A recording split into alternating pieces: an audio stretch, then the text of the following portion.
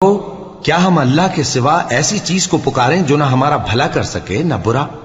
اور جب ہم کو اللہ نے سیدھا رستہ دکھا دیا تو کیا ہم الٹے پاؤں پھر جائیں؟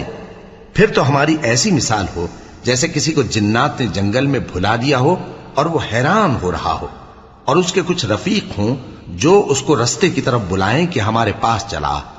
کہہ دو کہ رستہ تو وہی ہے جو اللہ نے بتایا ہے، اور ہمیں تو یہ حکم ملا ہے کہ ہم اللہ رب العالمین کے فرما بردار بنیں، اور یہ بھی کہ نماز پڑھتے رہو اور اس سے ڈرتے رہو، اور وہی تو ہے جس کے پاس تم جمع کیے جاؤ گے، اور وہی تو ہے جس نے آسمان اور زمین کو تدبیر سے پیدا کیا ہے، اور جس دن وہ فرمائے گا کہ ہو جا تو حشر برپا ہو جائے گا، اس کا ارشاد برحق ہے، اور جس دن سور پھونکا جائے گا اس دن اسی کی بادشاہت ہوگی، وہی پوشیدہ اور ظاہر سب کا جاننے والا ہے، اور وہی دانا ہے، خبردار ہے۔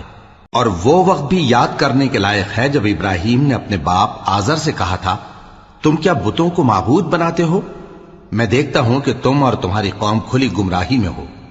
اور ہم اس طرح ابراہیم کو آسمانوں اور زمین کے عجائبات دکھانے لگے تاکہ وہ خوب یقین کرنے والوں میں ہو جائیں۔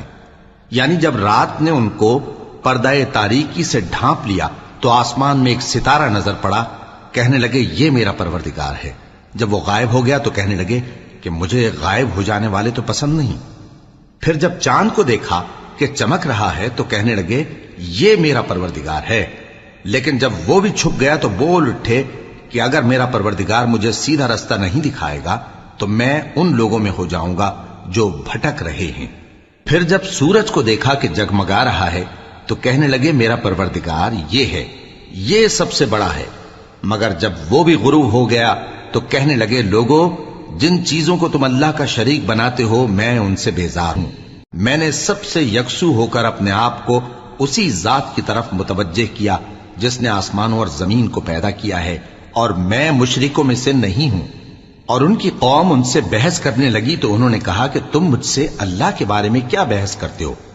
اس نے تو مجھے سیدھا رستہ دکھا دیا ہے، اور جن چیزوں کو تم اس کا شریک بناتے ہو میں ان سے نہیں ڈرتا، ہاں جو میرا پروردگار کچھ چاہے۔ میرا پروردگار اپنے علم سے ہر چیز کا احاطہ کیے ہوئے ہے۔ کیا تم خیال نہیں کرتے